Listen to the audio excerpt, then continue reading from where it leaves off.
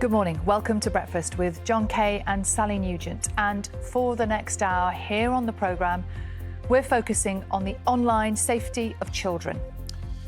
Good morning. These are the faces of 11 young people whose deaths were all linked to social media. And this morning, we'll be asking what could have been done to prevent their deaths. And how the internet can be made safer for our young people. We're joined in the studio this morning by the parents of those 11 children. They have all written to Rishi Sunak and Keir Starmer today, urging them to do more to protect young people online. Brianna was accessing content like that, and it makes me feel a bit ashamed. A bit ashamed? That I didn't prevent her from looking at it. It's so hard. And it's not just that this content is there, that it's the platforms are promoting this content. Well, this comes as the media regulator, Ofcom, today sets out plans which it says will force tech companies to make their platforms safer. And we will hear from children who use smartphones and access social media. How safe do they feel online?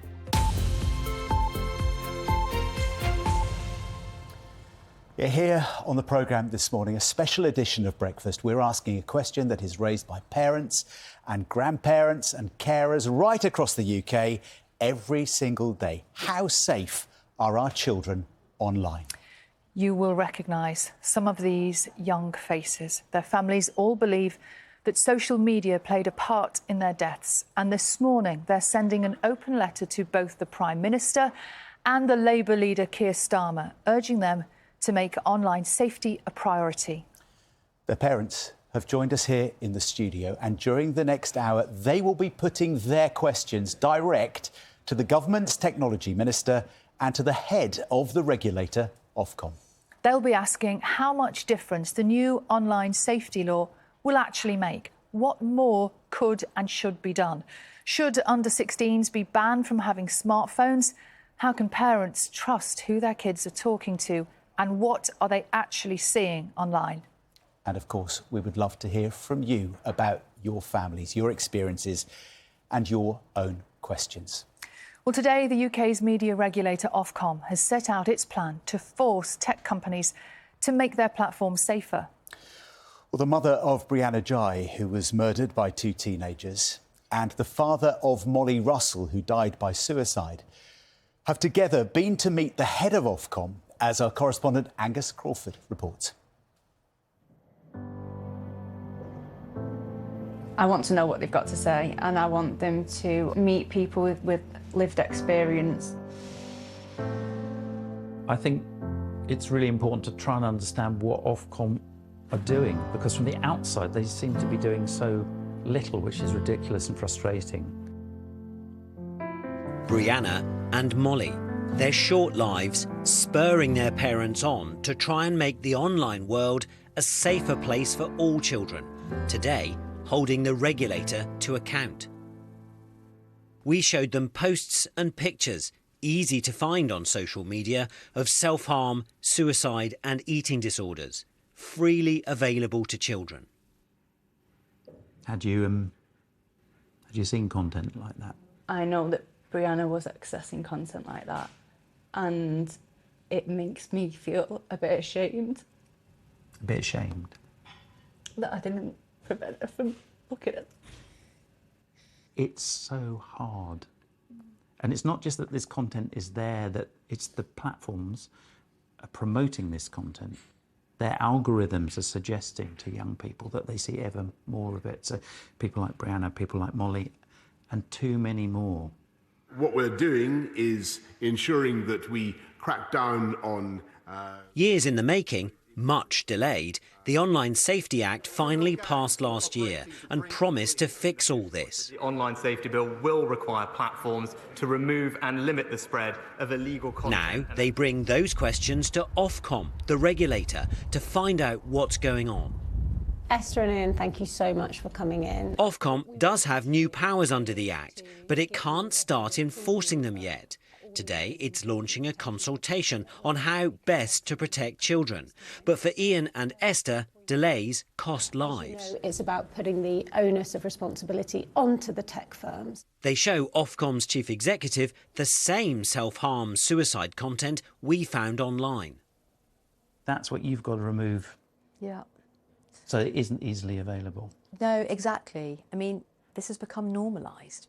This sort of material has become normalised, not just for adults, but for children. And honestly, I think we're going to look back on this, I hope we are anyway, in 5 and 10 years' time and just go, how on earth did we let this happen? Nothing seems to have changed. This is frustrating for I think, parents like us, but frustrating for all parents. Well, look, I agree. There is so much that needs to change here. And all I can say is that at Ofcom we are moving forward really, really fast to get these new laws properly set out in detail. And within a year, they will be there, we will be able to enforce against them. And what we're saying to companies is everybody has waited too long for change. I'd like to know what the reaction of the social media companies have been. These companies are on the west coast of America mostly, and they don't really hear and understand quite the impact that they're having on British families and on British kids. What we're asking of them in these proposals and in what we've set out already is a really big change. We're proposing changes that will require age checks, that will require those recommender algorithms to change so they don't feed that material anymore. And the law is really clear that pornography, suicide and self-harm material must not be served to under 18s. And so the algorithms are going to have to change to make that happen. Whether or not we should go further and lift that age limit by law or even ban children from apps and social media altogether under the age of 18, look, my personal view here is that if the companies don't actually start to implement what we're asking for quite quickly, then I think it will become harder and harder to resist those firmer measures. I hope you'll carry on holding us to account as parents for this. I really do admire what you've done and appreciate the fact that you come and engage with what we're trying to do. I think that when you've been through something like what we've been through, it could either break you or it can give you an extra level of mental resilience, I suppose. And I think that we've both got that and we've both got that drive. We'll be on Ofcom's back every step of the way, because at the end of the day, there shouldn't be another Molly and there shouldn't be another Brianna.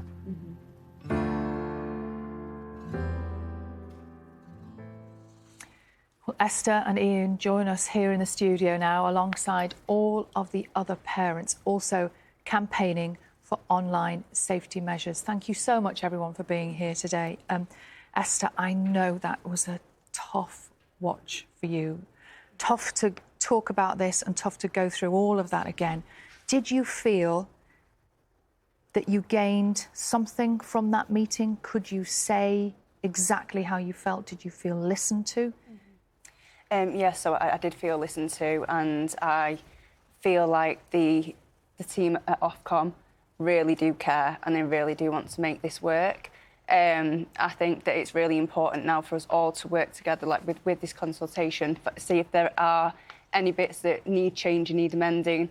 And yeah, like I say, work together. And it's really, really important for the social media companies to work with Ofcom as well. So this is a pivotal moment, isn't it? Mm-hmm. Lots of parents who might be watching this morning might not realise this is the moment to try and affect change. Yeah, it is. And like we're all here today because we've all been affected by.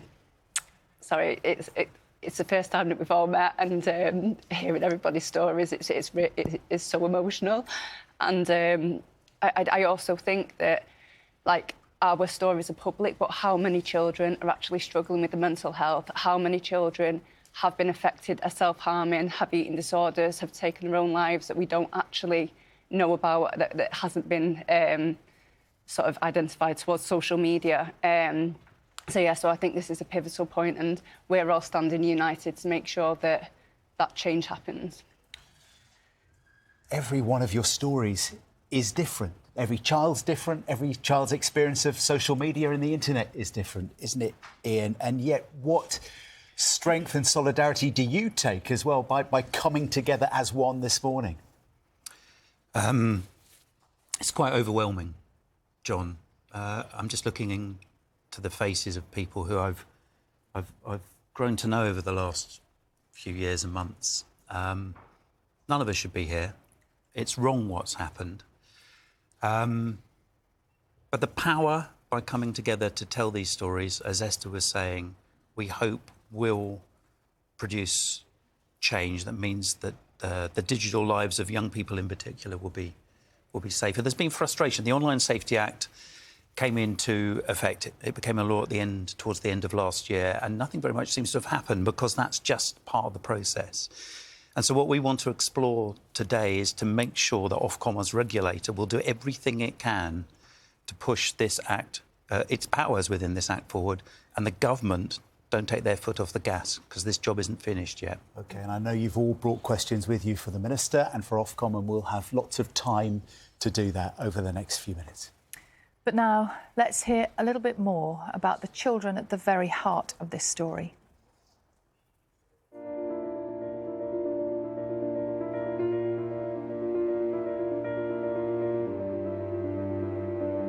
So, Maya, what you gonna do in the future? Maya had her life all mapped out. Straight row of A's as soon as I get to secondary school. Succeed in college and get my qualifications. Get a great job. But even in paradise, Maya's phone was a distraction. She was 13 when she died. Her dad says he found self-harm videos on her mobile. Sophie was also 13. I had a look at her iPad and was horrified to find memes, imagery, online material that showed how you could kill yourself. 14-year-old Molly had been consumed by these videos. A coroner said harmful online content contributed to her death. I have no doubt Instagram helped kill my daughter. Christopher was 15. They sent Christopher a photo with knives. She was saying to him, "You've got to try it." Brianna's murderers had watched videos of torture and murder on the dark web. They were 15. Ollie died when he was 13. They're saying things I shouldn't be saying at those ages. Our children are dying. Amanda and Stuart's son was stabbed by boys who'd shared violent videos online. They'd planned his murder in chat groups. They're just thrust into a world that's too much for them, too young. Too violent and too graphic. Isaac died when he was 13. Jules when he was 14. Archie at just 12. They were all found unconscious and unresponsive by their mothers, who've been fighting for access to their children's social media accounts. If I knew about these online challenges, then I would have had the conversation with Archie. Something needs to be done. Maya took her own life after being bullied in school and online. It's unbearable. It is unbearable. Sorry.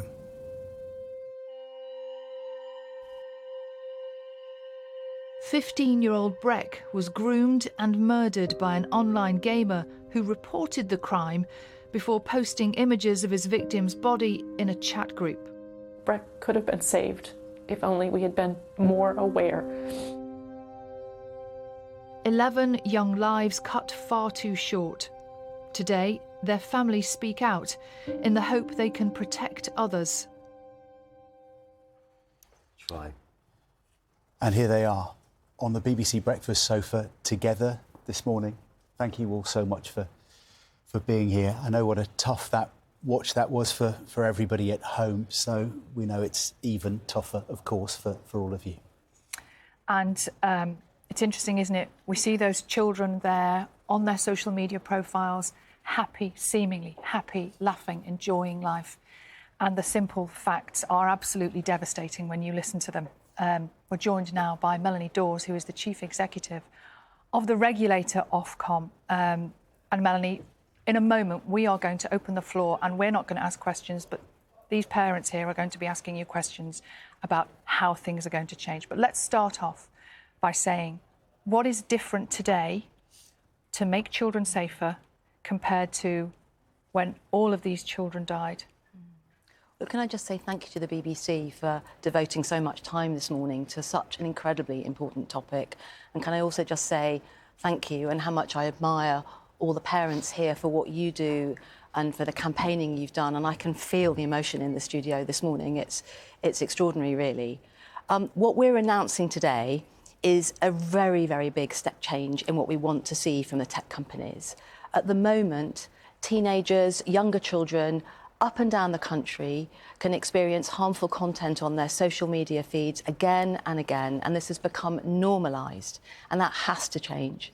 So we are demanding, in what we're saying today, proper age checks, so we know who younger people are, and then that the social media feeds, those algorithms, are radically changed so that suicide and self-harm material, pornography are not available to under 18s in line with the new laws that our Parliament has set out. Lauren, we saw you talking about Breck in that short film there, and I know you have a question for Melanie. I do. I mean, it's actually really hard to hear everyone else's story today because even though we've met to see that, it's more hard-hitting because we already have our own children's stories memorized. So I think for me, you know, we know that the children's platforms that the children use and spend so much time on, we know that they put profits over safety. We know this. What reassurances can we have that when parents or children report concerns, something that they're worried about, what reassurances can we get that they'll be listened to, that the platforms will react, that they'll look into the issue and deal with the problem properly? Look, you're right that at the moment the commercial incentive is everything in how these companies are run, and that's why we need regulation, that's why we need the laws, and that's why we need a regulator like Ofcom to enforce them. So the first thing to say is that we are here to make sure that we understand what's going on and that we address it and that we hold companies to account for fixing it. When it comes to individual things that people might see, experiences they may have, we're also demanding a big improvement in complaints and how they're handled. When we talk to teenagers, actually, this is one of the big things they ask for. They want to be able to report much more easily, and then they want to get an answer when they have said that something has gone wrong. So it's a big part of our proposals. We literally want you to be as strong as you can towards these tech giants, and literally, when they do wrong, to be fined so that we actually can use those fines to educate our children, to protect our children. Because even though we can't change what happened to us, we want this to make change for children now. Yeah, and look, we've got a whole set of tools as a regulator. We can demand information, we can levy fines. We're also going to be using our powers to publish a lot of information so that the public knows which companies are implementing the things we're asking for and which ones are not. So parents can make a better decision on where they'll allow their children to play online. Yeah, exactly. We don't want anyone to be able to escape now from the truth, which is that there are serious issues to address here, clear proposals that we're setting out today, and ultimately to give parents and children much better choices about where they spend their time and more empowerment. Thank you. Yeah. Thank you, Lauren. Should we turn to Ruth? Ruth, it was, 10 years ago that Sophie took her own life as a result of what she'd seen on social media. What's your question for Melanie? Yeah, so obviously I've been doing this for quite a long time, Melanie, now, and I'm a natural cynic anyway. So I suppose from my point of view, I want to know how Ofcom are going to measure and evaluate the success of what you're putting in, and how's that going to happen? What does good look like for you? And that links into keeping up to date with future technology as well. You know, how are you going to keep on top of that bit as well? So there's almost two questions in there, but my concern is, and it comes from that experience of campaigning for so long for change, how are you going to measure and know that you've done a good job? Thank you. Sorry, I'm having to turn around to talk to you. But look, measurement is really important. And I think one of the problems we have at the moment is that the social media companies don't measure actually what it's like to be a teenager online, what it's like to be a young person online. So we are going to have to force through new ways of actually getting a handle on all of this. We will also, but we will do that. And, you know, ultimately... How will you do that? Well, look, ultimately the test is you're 13, you go online, and what happens to your social media feed? Do you still see the content that you get today? Do you still see pornography, suicide and self-harm material at all? Do you still see hateful content, bullying, frequently. That all needs to be significantly less of a problem than it is today. So we can test that in lots of different ways. And we're going to be demanding data from the platforms on it, publishing reports on it. I'm just being honest that because it isn't measured today, it's quite an uphill battle to try to get this stuff in place. We're also going to be doing a lot of work with teenagers. We think they are some of the best people to tell us what's going on. And whenever I speak to young people, they're so clear about what they want to change and about what actual design changes to the platforms would help them, like not being included in group chats, for example, that they haven't asked to be included in. So, it's a really important part of what we have to do is be able to measure that success. And as far as Ruth's other question, I think it's really interesting about in the 10 years since you last lost Sophie, the internet, social media has changed dramatically in that decade. It will no doubt change in ways we can't predict in the next decade. How can you convince these parents and all the mums and dads watching that you're going to keep ahead of that change? Well, look, you're absolutely right. I think that things have got worse in the last 10 years. I think we've seen the algorithms in particular become much more mainstream in the social media, apps that we all use. Look, it's such an important question. There will be more change. The change is already happening with new forms of AI, for example, making these apps ever more sophisticated. But the good thing about the laws is that they're not restricted to one form of service or one form of technology. So, for example, if suicide and self-harm material, pornography is created by a human or created by AI, it's still caught, it's still a problem, it still shouldn't be shown to young people. But we are very aware that we're going to be managing a very changing environment here. OK, let's go to Lisa. Lisa, I believe you have a question for Melanie. I've got a couple of questions, actually. Last year, I actually made a complaint for a video that I had on TikTok, and it came back no violation.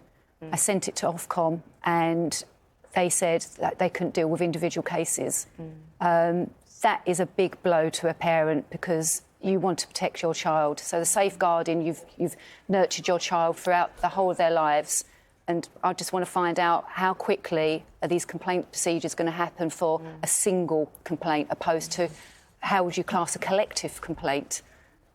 Yeah, no, look, you're quite right that Ofcom won't have the power to look at individual complaints about individual bits of content on a social media site. So it's different, for example, to TV complaints where you can, at the moment, send us a particular programme you're worried about. And the reason for that is just the scale.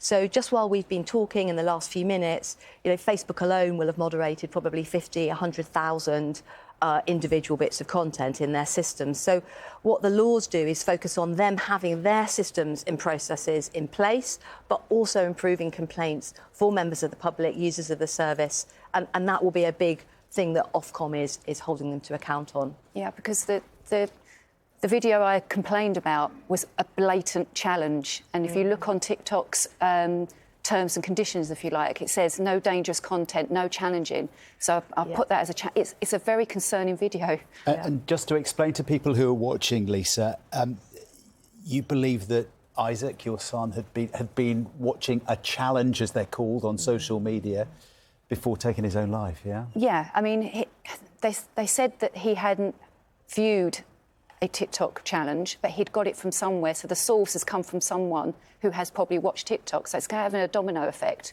So, and that's the frustration thing. This particular video I've made complaints about, they're still up on TikTok. So had the power of a parent, you want to keep your child safe. So if you can't deal with an individual case and TikTok is not taking it seriously, where do you go? What do you do? Well, look, what we're proposing today is really clear that dangerous challenges need to be significantly filtered down for people under the age of 18. So once you've got the age checks in place and you know who your under 18s are, then those algorithms have got to be radically changed, and this is one of the ways that they need to be changed. So that's the first thing, is for them to take action, the platforms themselves to take action. But then the complaints procedures really do need to improve. And I'm sorry not to be able to say that Ofcom will take individual complaints, but I'm sure you can perhaps appreciate, I think that would just be a volume that we would never be able to commit to manage because it's so vast. But, what we will do everything we can to hold the companies to account for improving their complaints handling, because otherwise they don't know what's going on. It's a really important way for them to be held to account by the public for what's going on their services. I find it quite frustrating, though, because if it's an individual complaint, how's that going to have the knock-on effect to the social media platforms? How do you police that? And, you know, so I don't mean to give you a hard time, but parents are completely blocked. They don't know where else to go. And, you know, you need to plough in more resources, more people power, opposed to bots, like flagging up certain things, because that's clearly what TikTok's about. They're bots, and they're not picking up words like hold, breath. They're getting through, and they're getting more and more sinister. Yeah. Well, look, if a parent or a young person has got a piece of content they're concerned about, they can tell us about it, and we will put that information together so we can look for patterns and look for whether particular companies. Yeah, you do send it to me now. In fact, I think we may have seen it already. Actually, I think I'm aware of it. But do send it to us now. What we can't do is deal with that individual issue with the company. We can't take you through their complaints processes. But what we can do is, and will do, is look for patterns. So on the Ofcom website, you can find out how to get in contact with us, and do tell us what's going on, because we want to know. Parents need an ombudsman or something, you know, children. That's what we really need to be pushing for, in addition to what you're doing. Yeah, I think that would be in addition to what we're doing, to be honest. I think it would be a slightly different role. It could be very complementary. And Holly, I know you have a question for Melanie now, and Archie died after a TikTok challenge, something very similar to what we've just been talking about here. And now's your moment to ask Melanie what more could be done. OK, with regards to, I was unaware that Archie was on TikTok and Archie was 12. How are you going to impose and verify their age? Because it doesn't really take a genius to work out a date of birth that gets you one of these social media platforms. It's too easy accessible. Yes, look, you're quite right. Pretty much all the social media platforms have a minimum age of 13, but they're not doing enough they're not doing anything really at the moment to enforce that. At the moment, they're relying only on asking people what their age is, and clearly that isn't any form of assurance at all. And we know that a third of teenagers online are actually using an adult age. So that has to change, and it's one of the things we're demanding today, that particularly the checks are there for aged 18. When it comes to the age of 13 on social media, if they've got that age in their terms and conditions, we will be holding them to account for it. There are lots of things they can do to make sure that they don't let younger children on. We know that, I'm afraid, 40% of 5 to 7-year-olds currently are on social media in one way or another. And I would say to any parents listening today, it is a very risky environment for children of primary school age, let alone those very young children. Please do be very careful if you think your children are exposed to social media at that age. But as parents, you can only do so much. Yeah. You know, and I think it's... Obviously, I've spoke to everybody here, and we all do our utmost best to safeguard our children. But like I've said before, when your child has access to a mobile phone, you're bringing 1 billion strangers into your home. Yeah. You need to do more, you know, and you need to stand by what you're saying that you're going to do. How many children have got to die, and vulnerable people have got to die for you to actually come down harsher? Yeah, well, look, we're just starting this. The laws came in at the end of October. And look, we do take this very, very seriously. And we are so aware at Ofcom that parents and young people and everyone here today is kind of counting on us to achieve change here. And we take that very, very seriously. And I hope that you will all hold us to account in the months and years ahead. I'm expecting that. That's what I said to Esther and Ian last week. Because, you know, we want you to continue to be, you know, very clear about what needs to change. And I hope you will join us in, you know, holding the companies to account, which is where we really need to see improvements made on really quite a dramatic scale. One of the interviews that Lisa and myself done on Monday, they said that, I can't remember the exact figure, but you had spoken to a lot of children with regards to the internet and what they feel and what needs improving, and a whole amount of parents. But how many bereaved parents did you actually ask? Because I know personally myself, my view of the internet, if you asked me 2 years ago, would have been very different and very naive to how I see the internet now. It's a lot more sinister than I thought. The thing I think I've always highlighted is strangers and paedophiles. You know, I didn't know that the internet was full of all this other sinister stuff. Mine, 100% naive. You know, I definitely hold my hands up there, but... Well, look, I agree with you. Parents can only ever do so much, and it's not right to ask parents or young people to be taking responsibility for this. The responsibility now needs to be on the platforms. We have spoken to a lot of young people already and to a lot of parents about our proposals, and what they've said to us is very much behind what we're setting out today. And we've spoken to a number of people here already as well. But I absolutely commit to you today that we will keep that engagement going, we will extend it. We want to hear from all of you. I think there's a meeting next week to take you through the detail of what we're proposing today. And for me, that's just the beginning. And Holly, I know that at Archie's inquest they said that he died as the result of a prank that had gone wrong, but you firmly believe he'd seen something on TikTok. Yes, I do. Archie was a fearless child. There's no doubt about that. You can see that in his videos. He's constantly upside down. But he's also a very vulnerable... He's an SEN child and he's very vulnerable. And I still... the inquest was brushed through very, very quickly, and I don't doubt it's a prank gone wrong, but I do believe that he's been influenced by something, not so much the climbing, but the ligature thing. Where has he seen that? You know, it's... Archie, you were saying Archie was 12? Yeah. Yeah, and there'll be parents watching this morning who are thinking their children are primary school age, maybe just going to secondary school. They shouldn't be on social media, but they're getting social media. I think people will be interested to know, you're talking about checks that the companies can put in place. I think there are reports this morning of maybe kids having to show their passports or something like that, some identification to prove their age. How confident are you that that is watertight, that kids won't cheat it or borrow a passport, that is a reliable way of keeping them safe? Well, look, what we're requiring is age checks that are highly effective. That phrase, highly effective, that's in law. What does that mean? Well, we think it means a very high degree of certainty that under 18s in particular can't be shown an adult internet experience.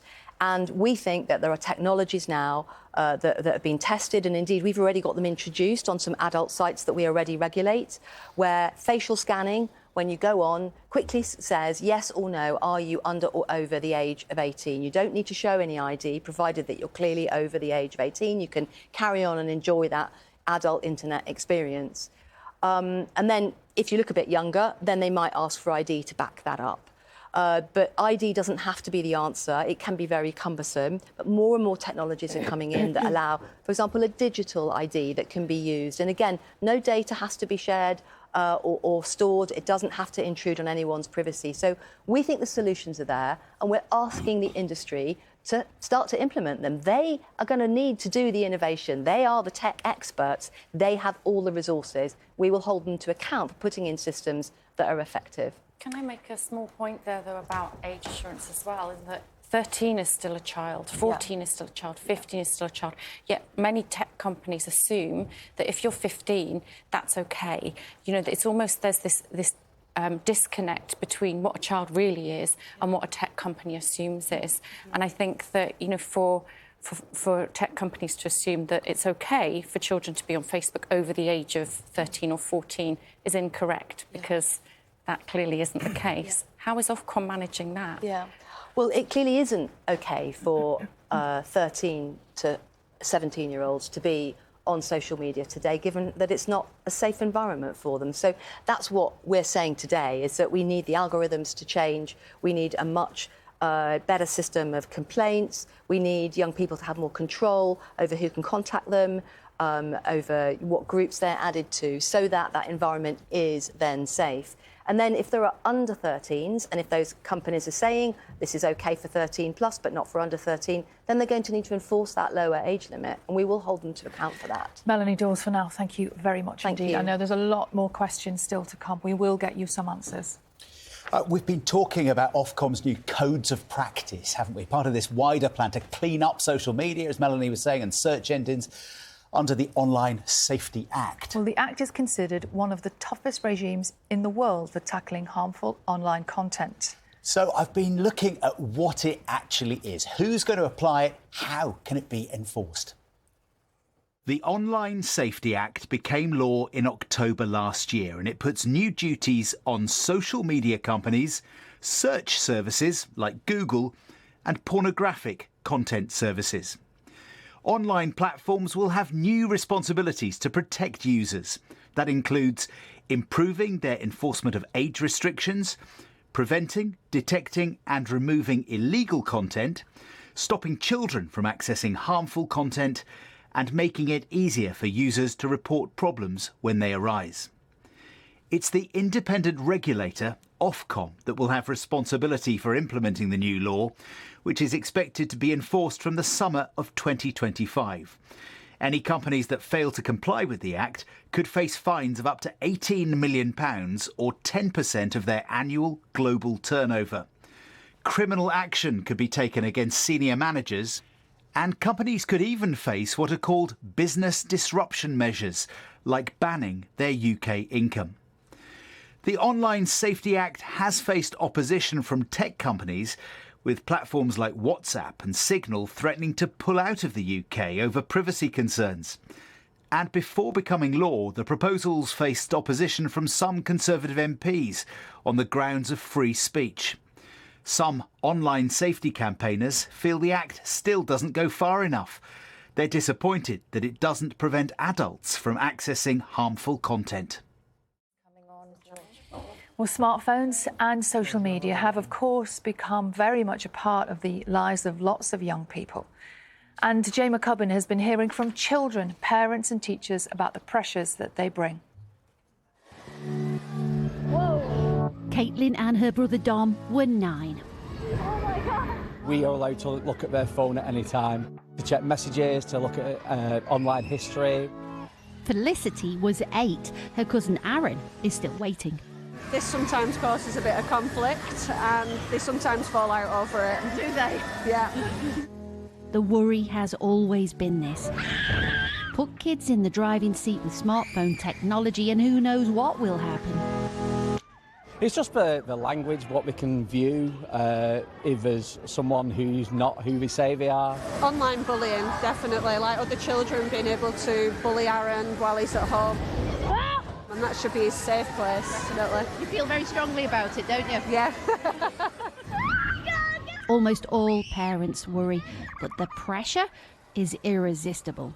Do you have a mobile phone yet, Cooper? Would you like a mobile phone? Yeah. Today, a quarter of 5 to 7-year-olds own a smartphone. So far, you've resisted. Yes, non-negotiable. The other 2 were 10, so I've got to stick with the same plan for him. 10 years ago, almost all 13-year-olds had a smartphone. A decade on, it's almost all 10-year-olds, like Cooper's siblings. I don't think there's any need for children to be on social media until they're 16. I don't think that there's no need for it. They see each other at school all day anyway. So why are your kids on social media? Because I didn't know the dangers around social media at that point. If the parents don't know, aren't educated in it, how are we supposed to educate the children on it? You want some help with this, don't you? I do, yeah. I do. Many parents are desperate for help. Hello, Claire. At the start of the year, you launched a campaign and you were overwhelmed with the response. Initially, it was just a WhatsApp group with the 2 of us. And 2 months later, it's 75,000 parents across the UK. That's 75,000 parents who have made a pledge to give their kids a smartphone-free childhood until at least 14. You know, it's the mental health, it's the loneliness, it's the depression, anxiety. There's loads of evidence now that these things are not good for our kids. These are the keys. These are the keys. That caused the revolution. That caused the revolution. This Accrington school banned mobile phones, so every morning they go straight in a locker. In February, Westminster told all schools they should prohibit their use. But that's should, and not all schools have. Do you think more schools should do this?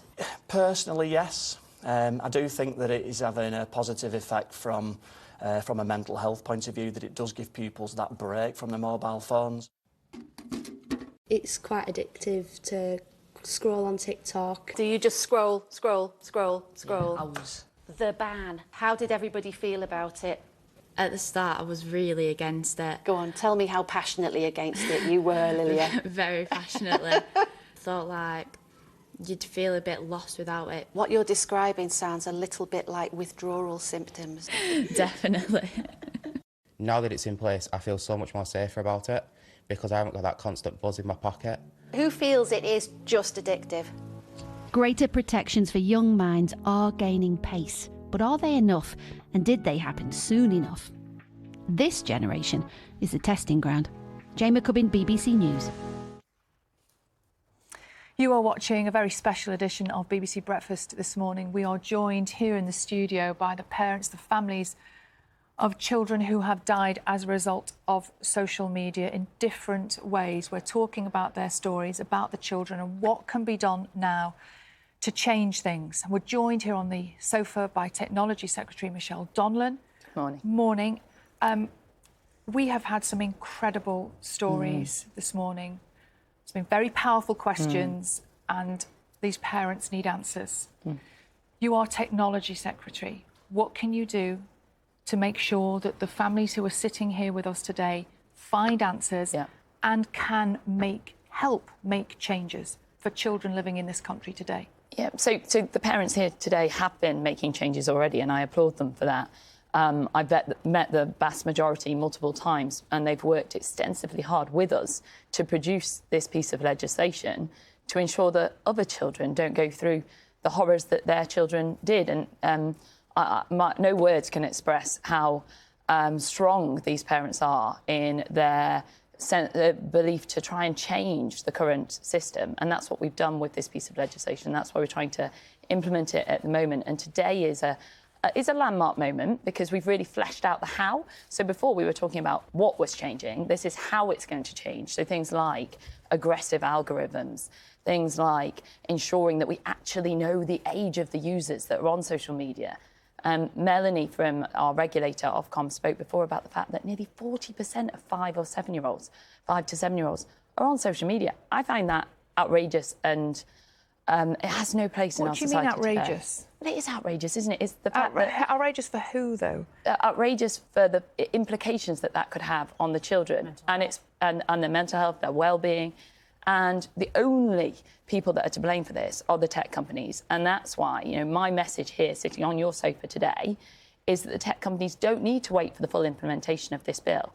They can start now. And some of them already have, but they need to go further and faster make the changes. They are waiting. We know they're waiting because in the States there was a Senate hearing where 5 tech bosses gave evidence in person, which was quite memorable. Mark Zuckerberg had to get up and apologise to American parents who'd lost children.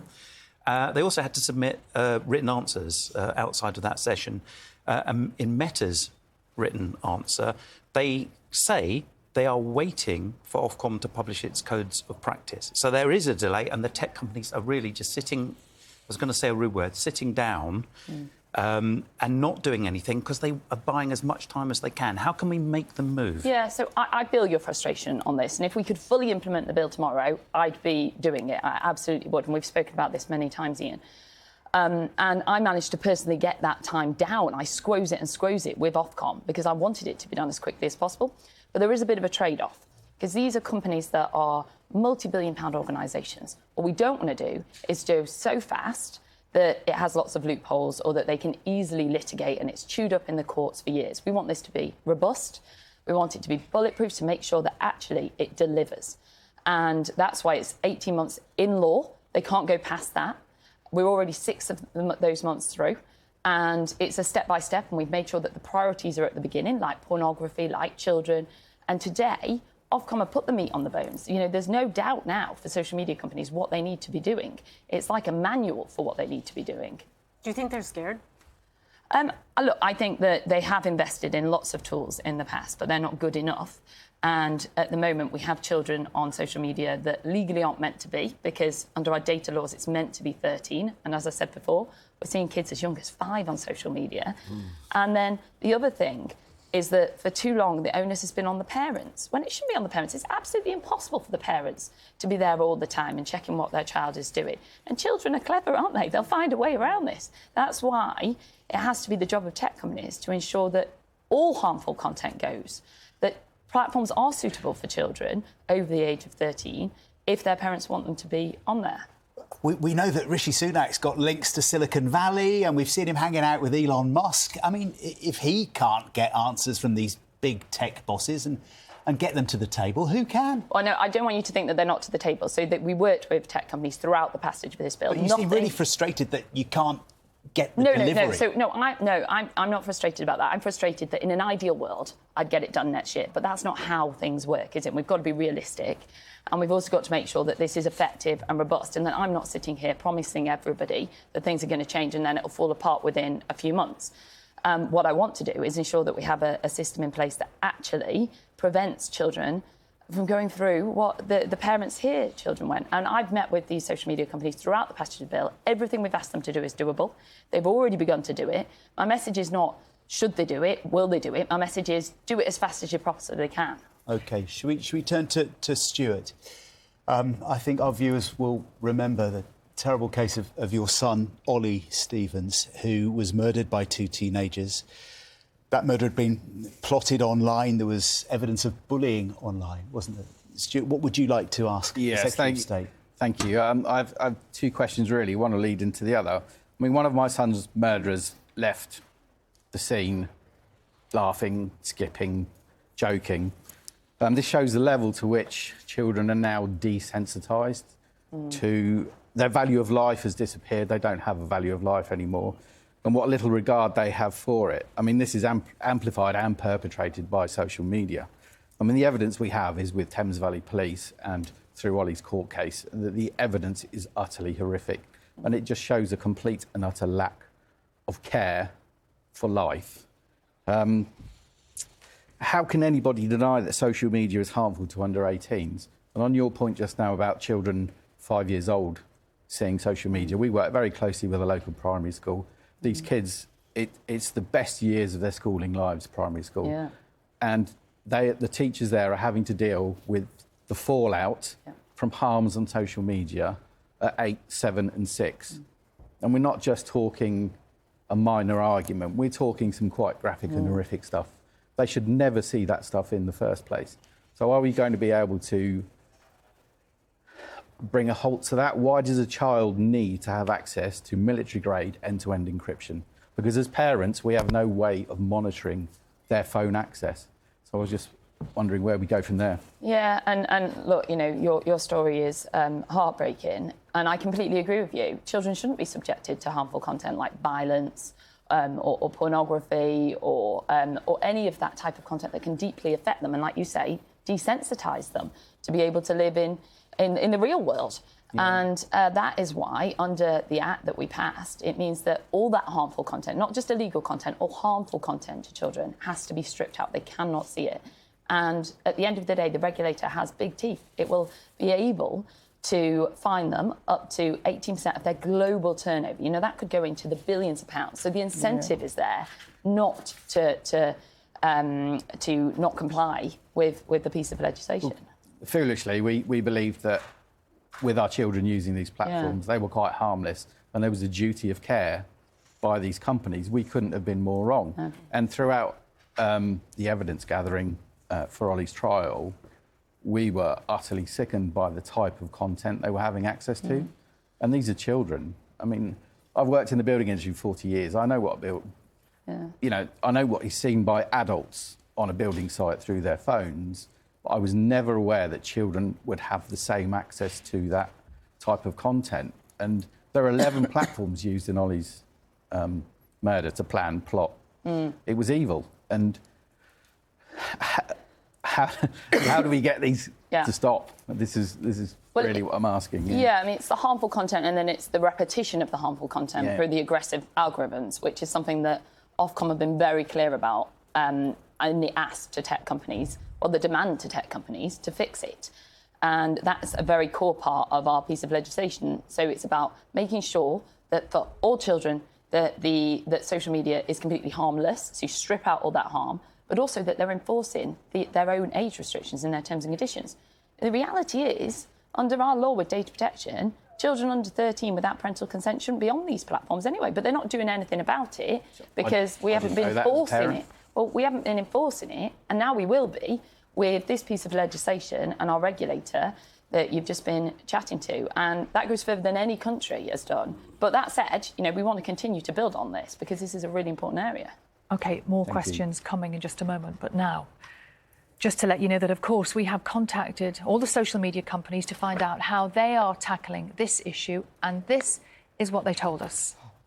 Meta, who operate Facebook, Instagram, Threads and WhatsApp, told us content that incites violence, encourages suicide, self-injury or eating disorders breaks our rules, and we remove that content when we find it.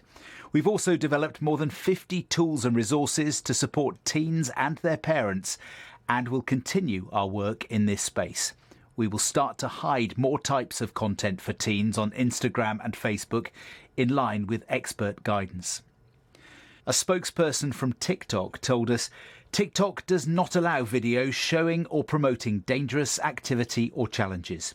We proactively find 99% of content removed for breaking these rules before it is reported to us. Compared to other platforms, TikTok has some of the strictest policies and strongest enforcement. Snap, who owns Snapchat, sent us this response. We have extra protections for under 18s and offer parental tools so parents can see who their teens are talking to and set content controls. We support the aims of the Online Safety Act and work with experts to inform our approach to safety on Snapchat. We also contacted X, formerly known as Twitter, and YouTube, but have had no responses back yet. It's interesting, isn't it? We're talking here to parents who are trying to get answers from tech companies, and there we have X and YouTube not replying to us, and we're on BBC One for 3 hours this morning. That's just how challenging it can be. George. Yes. You're here to talk about your boy, Christopher, who tragically took his own life after seeing messages online that encouraged him to do so. I know you have a question for the Minister this morning. Just tell us a little bit about what answers you need. First of all, I'd like to clear the bit about taking his own life. I mean, as in humanity, that's what it looks like. But my terminology on that is murdered, because this is what the tech companies allow predators to attack us, to attack our children in various different ways. And as you could see, we're a group of 11, 12 families here already, and I've got the chance to meet a lot of other families who haven't got the ability to come on and say their story because they're heartbroken like all of us are. I need to make a point that the clock is ticking. We keep saying we will try, we keep saying we will do, but let's start with the simple things like, how about if tech companies like TikTok, Instagram, Snapchat, and all of the rest of them start monitoring what they're allowing to go through now, as opposed to wait for another God knows how long until we lose more and more lives. Every second counts. We're here to save lives. I have had to set up a charity to save other children's lives, take children out, give them fun, activities. Why can't the tech companies look at us very seriously and look what's going around and put aside the fact that they're not going to be making any money from it and just use their heart to help save children's lives? And this is where we're going with this, and we've had enough of it. And we, especially us here and as a group, we will continue doing what we're doing until we get this sorted.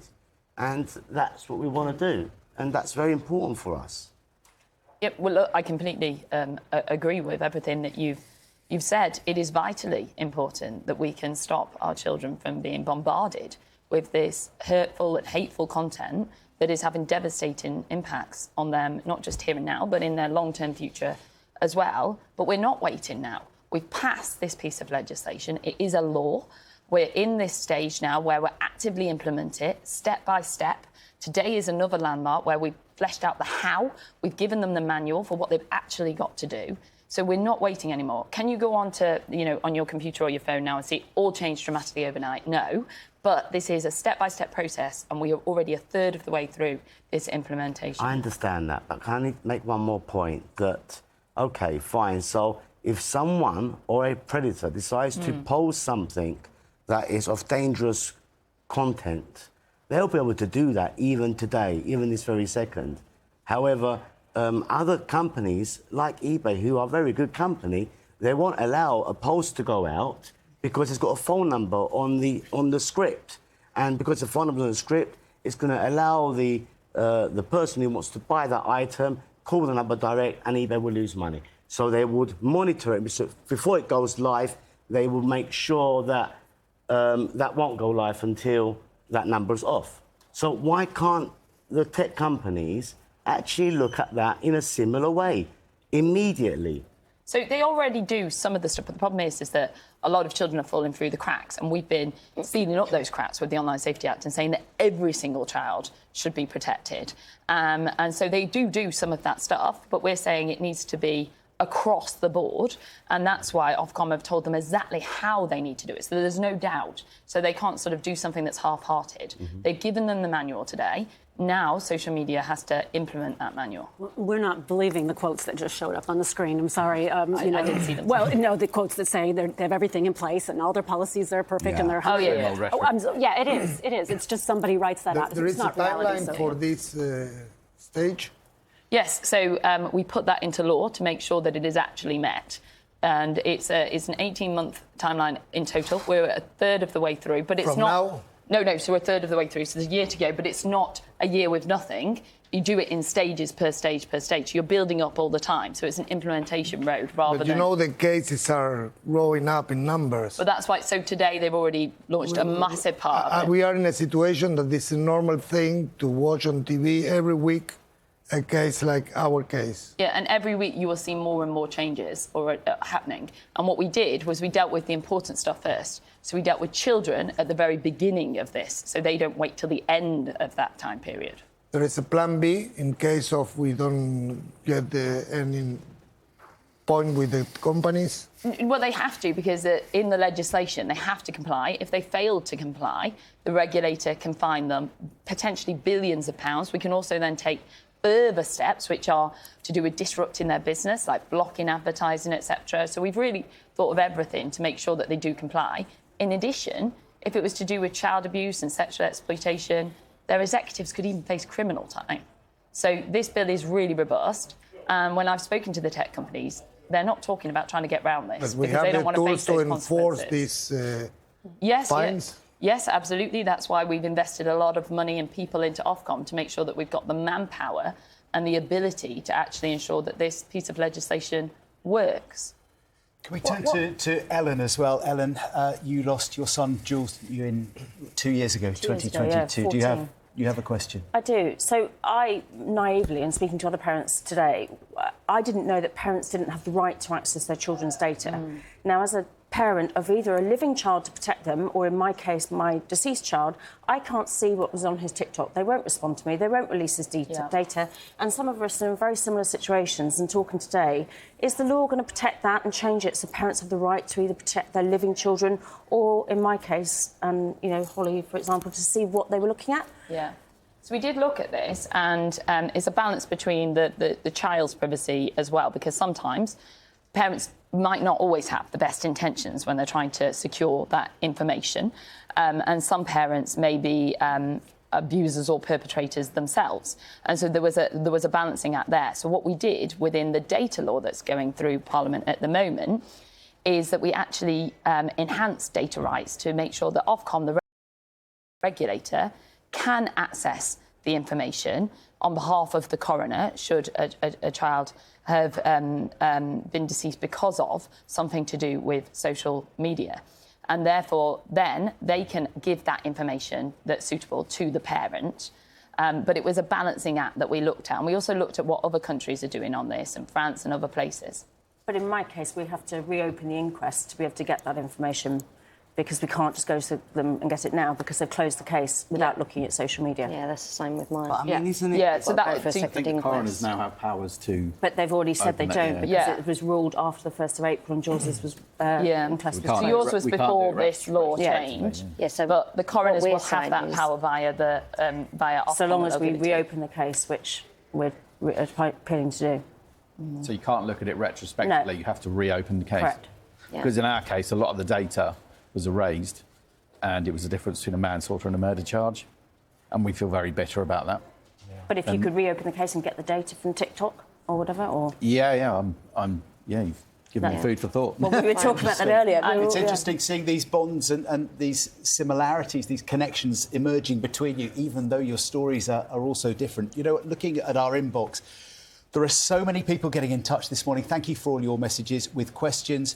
So much praise for all of you for coming here today and showing solidarity and putting the questions. One thing that lots and lots of people are repeatedly asking is what age children should have a mobile phone. And 18, Esther, I know this is something that you've talked about very 18. powerfully, isn't it? You believe that children shouldn't be able to have a functioning, complex smartphone with apps and social media till they're what sort of age you're thinking? Well, I've set up a petition. It's got almost 120,000 signatures now to get mobile phone companies to take more responsibility for children's welfare.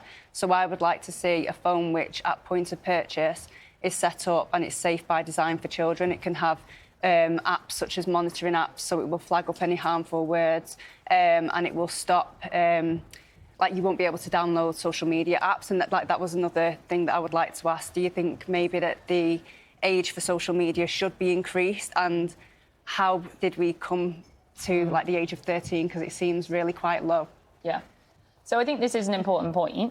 I think that the problem we were trying to deal with is that the current law says 13 in effect because of data laws, and we see a wash of children underneath using social media. So we need to make sure that actually the current status quo is actually applied, because it's not enforced at the moment, and we know that. And what this new Online Safety Act will do is ensure that social media companies have to abide by their own terms and conditions. They have to do the age of 13. But there is a broader debate to say, is 13 right? Should it be 14? Should it be 15? Should it be 16? And I think that is something that we do need to consider. And that's why I've met with you a couple of times, Esther. I've met with a number of you to discuss that and to really think about this. And we always said that the Online Safety Act was the start of a journey, not the end destination. And we need to continue to layer up and build on that. What we've done is really big. It is groundbreaking. It's more than any other country in the world has done in this space. Is it job done? Absolutely not, because our children and their well-being, I think, matter more than anything. Yeah. And we should always be prioritising that and re-evaluating and going that bit further. Yeah. Can I just ask, when TikTok and the other social media platforms gave their statement, do you actually believe what they're telling you? Because I can 100% now say the response from TikTok is not truthful. And I know because I searched up, there's another child within the last week or so that's lost their life, age 8, and I looked up the challenge that this child has copied, and the stuff that came up promoting suicide I didn't sleep there that way. It's absolutely disturbing, and that's what our children are being exposed to. Why aren't they allowed to publish this content? That's a really simple and really powerful question. So under the Act, Why? they're not. And one of the things that I added into the Act was to make sure that self-harm and suicide was the promotion of it was illegal, because I was gobsmacked when I took over the role that it wasn't already illegal, because it seems common sense to me. We can show you the video straight after. Well, that's why we've used this piece of legislation to be a vehicle to add in those things. And you said, did I recognise or did I believe in all of the comments that if we thought that everything was perfect and that these companies were doing as much as they possibly could, we wouldn't have done this piece of legislation. We've done it to make sure that they change. Michelle Donlan, thank you so much for talking to us this morning and for answering all of those questions. We could keep talking all morning, I know, but I just want to say a very, very special thank you to all of you, to all of these parents here with us on BBC Breakfast. This has been your programme. Thank you for bringing the stories of your children to us. I hope someone watching at home will have been helped by everything that you have shared this morning. So thank you. Yeah. We're very grateful. Thank you. We don't underestimate how difficult it is to talk about this to anybody at all. So to come and talk to all of us, the country, about it is phenomenally